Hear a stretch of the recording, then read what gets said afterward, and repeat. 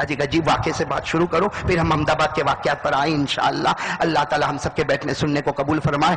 میرے دوستو، ایک بہت بڑے اللہ کے ولی گزرے ہیں، معلوم نہیں یہ علماء کرام تو جانتے ہوں گے، آپ لوگ جانتے نہیں جانتے۔ ایک بہت زبردست اللہ کے ولی گزرے ہیں جو مکہ میں رہتے تھے۔ بولو کہاں رہتے تھے؟ الحمدللہ، بولو الحمدللہ۔ کہاں رہتے تھے؟ مکہ مکرمہ میں رہتے تھے، اور مکہ مکرمہ میں رہنا، مدینہ منورہ میں رہنا، یہ نصیب والوں کو ہی نصیب ہوتا ہے۔ تو یہ اللہ کے ولی مکہ مکرمہ میں رہتے تھے، ان کا نام ہے حضرت لیث۔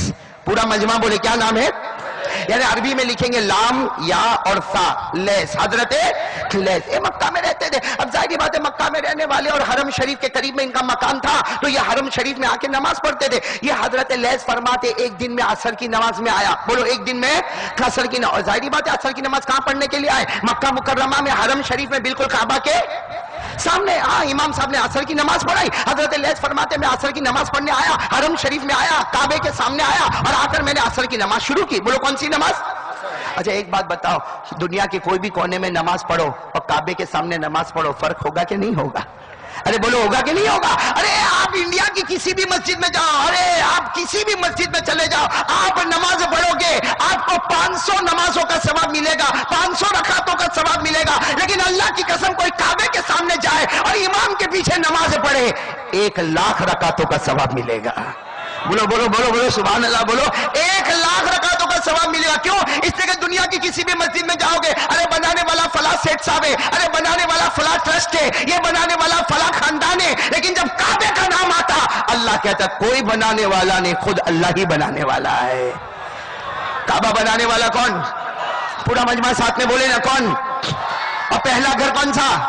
کعبہ۔ بولو پہلا گھر کون سا؟ کعبہ، مکہ میں۔ ارے میرے ساتھ میں پڑھو قرآن کریم میں چوتھا پارہ پہلا پیج، بولو چوتھا پارہ پہلا پیج۔ اللہ نے فرمایا، پڑھو میرے ساتھ میں، ان اول بیت وضع للناس للذی ببکہ مبارکا وہدی للعالمین۔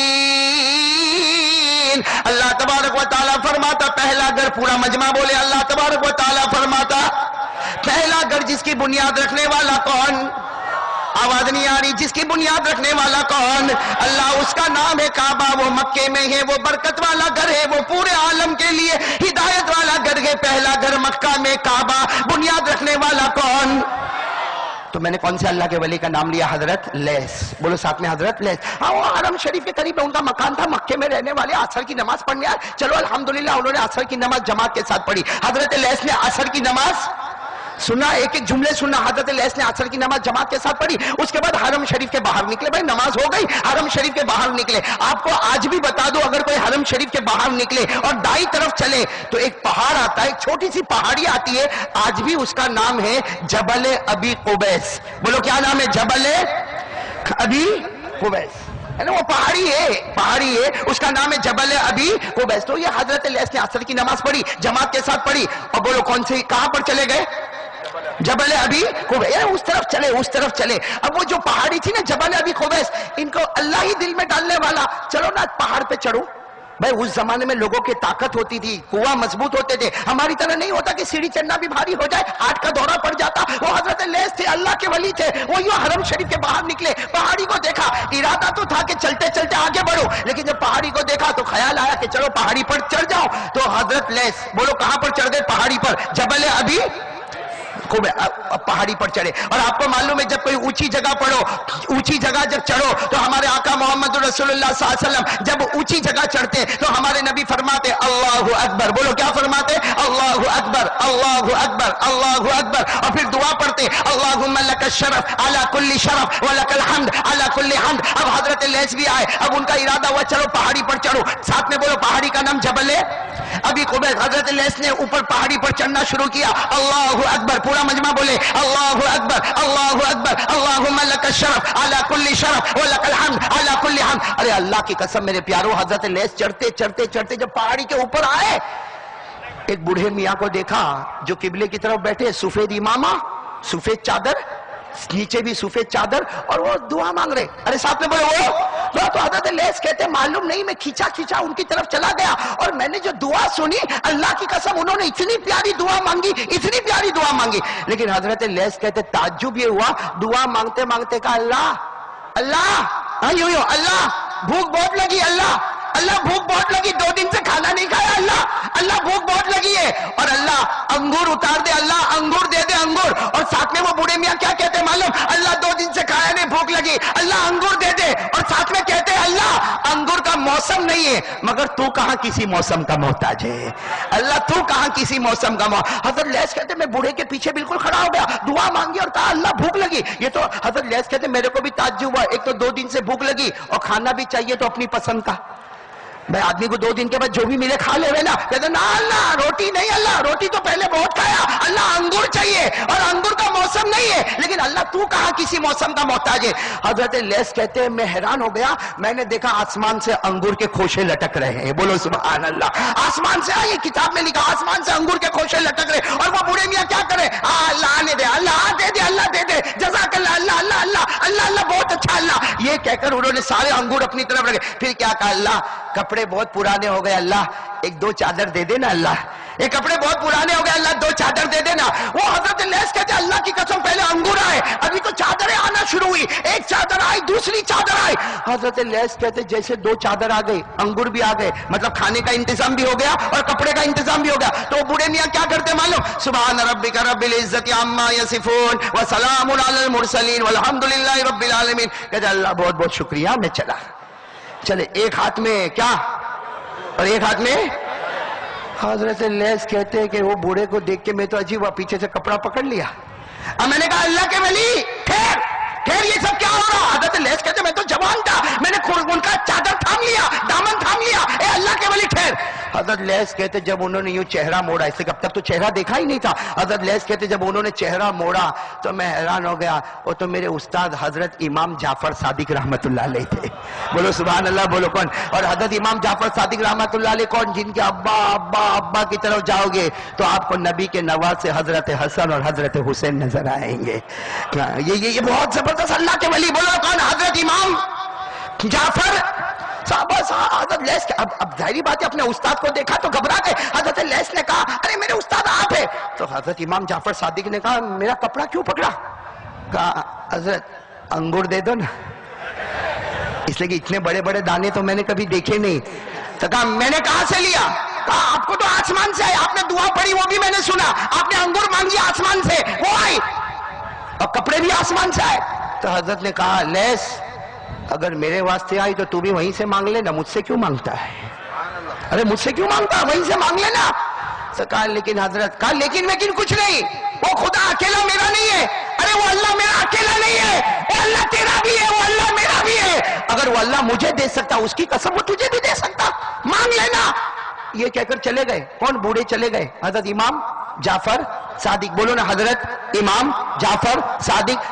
چلے گئے حضرت لیس کہتے میں تو دیکھتا رہ گیا ایک دانہ بھی نہیں دیا ارے انگور کا ایک دانہ بھی نہیں دیا حضرت لیس کہتے کہ لیکن وہ کہہ کے تو گئے کہ جیسے میں مانگا تو بھی مانگ تو حضرت لیس کہتے میں بھی بیٹھ گیا وہ جگہ پر جو جگہ پر وہ بیٹھے تھے کہتے میں بھی اسی جگہ پر بیٹھا اور حضرت لیس کہتے میرے پیدا کرنے والے کی قسم جو دعا انہوں نے پڑھی وہی دعا میں نے بھی پڑھی اور پڑھنے کے بعد میں نے کہا اللہ انگور دے دے اللہ انگور کا موسم نہیں ہے لیکن تو کسی کا محتاج نہیں اللہ دے دے حضرت لیس کہتے نہیں آئی بولو انگور سے کیا کہا معلوم ہے اللہ تیرے کو معلوم ہے میرا پیٹ بھرا ہوا ہے لیکن اللہ کپڑا تو دے دے نا اللہ کپڑا تو دے دے کپڑا تو دے دے بولو کپڑا بھی تو یہ ایسا ہی بیٹھ گئے کہ جو دعا انہوں نے پڑھی وہی دعا میں نے پڑھی اور وہ تو میرے استاد ہیں کہتے ابھی تو میں ایسا ہی بیٹھا تھا اتنے میں دیکھا میرے استاد آئے اور اللہ کی قسم وہی کپڑا پہن کر آئے جو کپڑا بھی آسمان سے اترا ہوا تھا تو حضرت لیس کہتے کپڑا تو وہی پہن کر آئے جو بھی آسمان سے اترا لیکن انگور نہیں لے کر آئے مطلب اپنے گھر میں دے کر آئے ہوں گے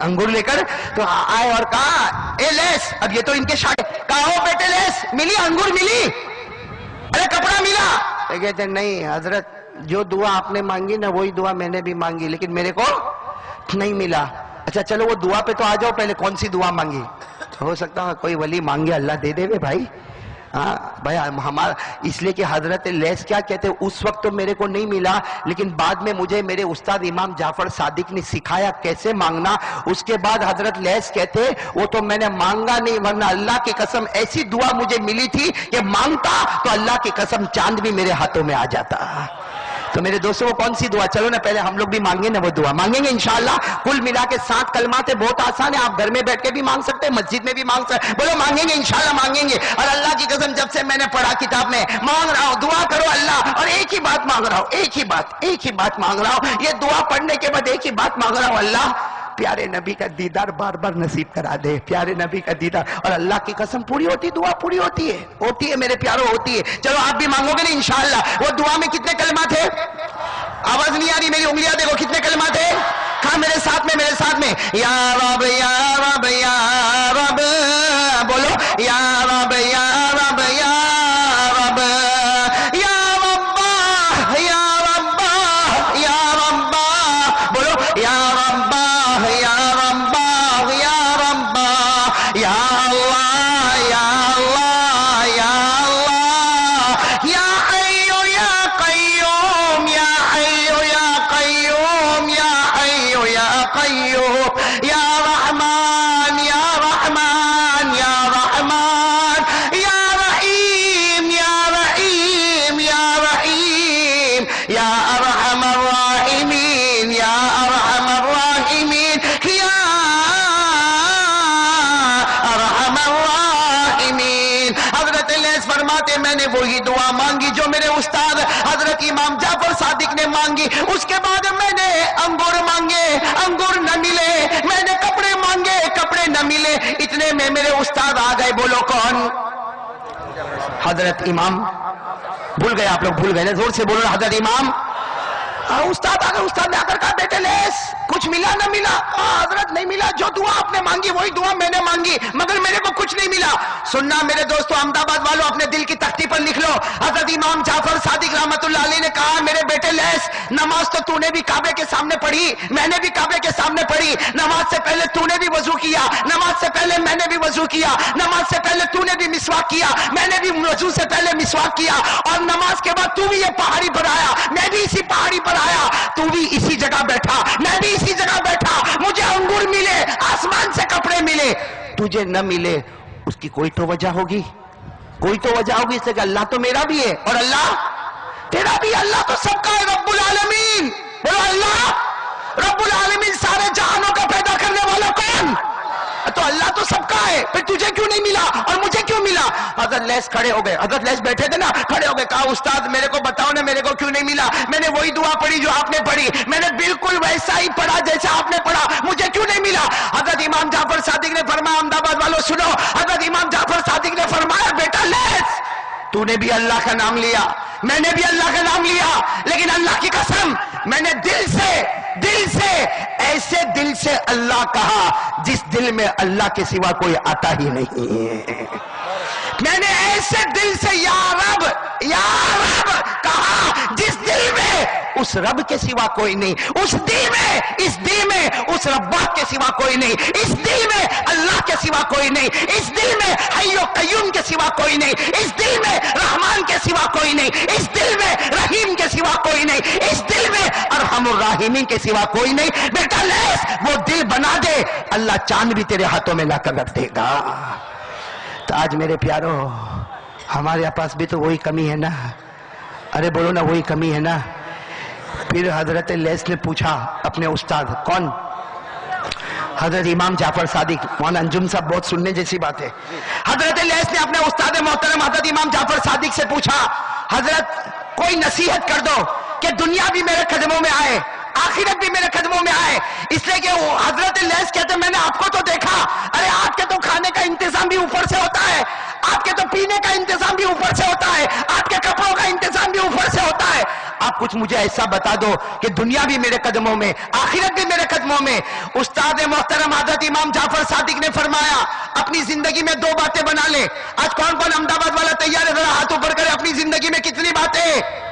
آواز نہیں آ رہی ابھی بھی؟ کتنی باتیں؟ ابھی بھی آواز نہیں آ رہی ہے؟ کتنی باتیں بنائیں گے انشاءاللہ؟ حضرت امام جعفر صادق رحمت اللہ علیہ نے اپنے شاگرد حضرت لیث سے فرمایا او میرے شاگرد، او میرے بیٹے، اپنی زندگی میں 2 باتیں بنا لے. تو اکیلا نہیں، قیامت تک آنے والا کوئی بھی اللہ کا بندہ دو باتیں بنا لے، دنیا بھی اس کے قدموں میں ہوگی، آخرت بھی اس کے قدموں میں ہوگی۔ سب سے پہلی بات، اللہ کو دل میں بسا لے، دل میں اللہ کے سوا کوئی نہ ہوئے، بولو دل میں اللہ کے سوا۔ اور نمبر دو کیا فرمایا؟ سن لو پہلی بات تو سمجھ میں آگے نا، دل کس کا؟ پورے قرآن کو اٹھاؤ، اللہ کہتا جان کی قربانی دے دے، مال کی قربانی دے دے۔ اللہ پورے قرآن میں کہیں یہ نہیں بولتا دل کی قربانی دے دے، دل کسی کو پھینک دے۔ یہ ہمارے دل تو بہت پھینکو دل ہے بھائی، جہاں وہاں گرے پڑے رہتے ہیں۔ کہ دل جو ہے نا یہ اللہ کہتا میرا بندہ میں تیرے دل میں۔ تو حضرت امام جعفر صادق رحمت اللہ علیہ نے اپنے شاگرد حضرت لیث سے فرمایا دو کام کر لے، دنیا بھی تیرے قدموں میں ہوگی، آخرت بھی تیرے قدموں میں ہوگی۔ اور حضرت امام جعفر صادق نے کہا میں نبی کے خاندان کا چشم و چراغ، میں صرف تیرے واسطے نہیں کہتا، قیامت تک آنے والے میرے نبی کے ہر امتی کے واسطے کہتا۔ دو باتیں اختیار کر لے، دنیا بھی تیرے قدموں میں ہوگی، آخرت بھی تیرے قدموں میں ہوگی۔ نمبر ایک، اپنا دل ایسا بنا لے اللہ کے سوا وہاں کوئی نہ ہوئے، بولو اللہ کے سوا وہاں کون؟ نمبر دو کے لیے تیار ہوں گے کہ نہیں ہوں گے؟ نمبر دو کیا کہا معلوم؟ حضرت امام جعفر صادق نے اپنی مرضی توڑ دے، پھوڑ دے، آگ لگا دے، اپنی مرضی، میری مرضی۔ ارے میرے گھر میں خوشی کا موقع ہے کہ غم کا موقع ہے، بیماری کا موقع ہے کہ تندرستی کا موقع ہے، میری مرضی، مائی تھنکنگ، میں کیا سوچتا ہوں۔ حضرت امام جعفر صادق فرماتے تیری سوچ اٹھا کے پٹک دے، پٹک دے، تیری سوچ کو پٹک دے، تیری مرضی پیچھے کر دے، اللہ رسول کی مرضی آگے کر دے، دنیا بھی تیرے قدموں میں ہوگی، آخرت بھی تیرے قدموں میں ہوگی۔ ارے بولو نا بھائی، نعرہ تکبیر۔